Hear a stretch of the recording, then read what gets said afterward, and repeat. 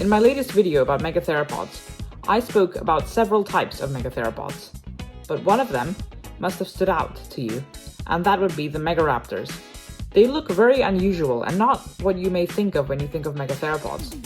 Megatheropods, you typically think of Allosaurs, Carcharodontosaurs, Tyrannosaurs, Spinosaurs, that kind of thing. Let's move on to another type, called the Megaraptors. Now, the Megaraptors were part of Coelurosauridae, which was basically a group that held the Megaraptors and the Tyrannosaurs. And as you know, the Tyrannosaurs are very famous, so they need no introduction. So this means that Megaraptors were close relatives of Tyrannosaurs. But unlike the Tyrannosaurs' very small arms, they had long arms with long claws. So their long hands basically would loom over their prey as they clawed it to death. Most of these Megaraptors were from late Cretaceous Argentina, and they lived in a warm, temperate, plain-like environment. This is where they often hunted sauropods, which were their main source of prey, and sauropods were quite abundant in that area. Now, there are different species of Megaraptors. So some of them can live in different places, such as the Australovenator, which lived in Australia, and Fukuiraptor, which lived in Japan. Fukuiraptor was one of the smallest Megaraptors. It was only about as tall as a human.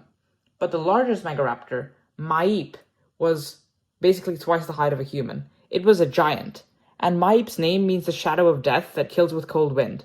So keep that in mind.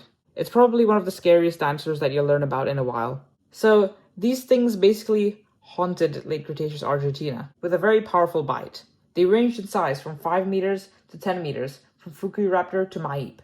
So you may think that they are quite like the Dromaeosaurids because they have raptor in their name, like the Dromaeosaurids meaning Velociraptor and Deinonychus and that kind of family group, but they are nowhere near relatives to any of those species.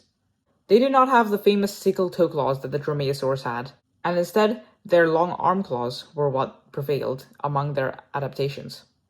These were one of the last dinosaur groups to evolve, making them the supreme predators until the asteroid hit.